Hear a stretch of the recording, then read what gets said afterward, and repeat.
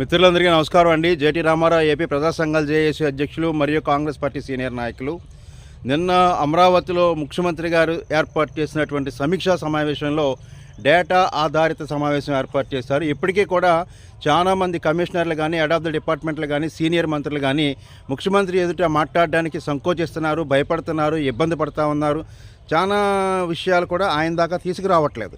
మరి ముఖ్యంగా నిన్న పర్యావరణానికి సంబంధించిన అంశం చర్చకు వచ్చిన సందర్భంలో పర్యావరణానికి సంబంధించిన చైర్మన్ గారు కృష్ణయ్య గారు ముఖ్యమంత్రిని సభని కూడా తప్పుదో పట్టించే విధంగా ఆయన ఒక ప్రకటన చేశారు. అదేంటంటే మత్స్యకారులు కావాలని గొడవలు చేస్తూ ఉన్నారు, ప్రశాంత వాతావరణాన్ని చెడగొడతా ఉన్నారు, ఉద్యమాలు చేస్తూ ఉన్నారు, ఇది కరెక్ట్ కాదనే విధంగా ఆయన చెప్తా ఉన్నారు. ఈయన ముఖ్యమంత్రి గారికి ఏం చెప్తున్నారంటే ఇట్లాంటి వాళ్ళ మీద మీరు దృష్టి పెట్టాలి, లేదా సోషల్ మీడియాలో తప్పుగా ప్రచారం చేసే వాళ్ళ మీద చర్యలు తీసుకోవాలనే విధంగా ఈయన మాట్లాడుతూ ఉన్నారు. కానీ జరుగుతున్నది ఏంటంటే రసాయన పరిశ్రమ వల్ల మత్స్యకారులే కాదు ప్రజలకు కానీ అన్ని రకాలుగా ఇబ్బందులు జరుగుతూ ఉన్నాయి, పర్యావరణ నష్టం కలుగుతూ ఉంది, మా హక్కులు కాపాడండి అని చెప్పి వాళ్ళు ఉద్యమాలు, త్యాగాలు, ఆందోళనలు చేస్తూ ఉన్నారు.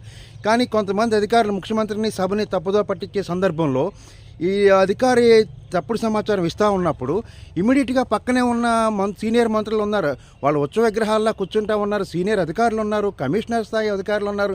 ఇది తప్పు, అలా కాదండి, గ్రామంలో జరిగేది వేరే జరుగుతుంది, మీరు రండి లేదా గ్రామానికి చూడండి, పరిశీలన చేయాలని చెప్పడం మానేసి ఈ అధికారిని మాట్లాడేటప్పుడు మౌనంగా ఉండిపోతున్నారు. సో ముఖ్యమంత్రిని తప్పుదో పట్టించే ప్రయత్నం ఇప్పటికీ జరుగుతూ ఉంది.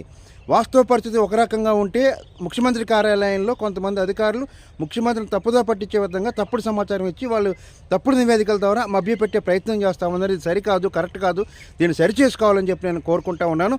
జేటీ రామారావు ఏపీ ప్రజా సంఘాల జేఏసీ అధ్యక్షులు మరియు కాంగ్రెస్ పార్టీ సీనియర్ నాయకులు.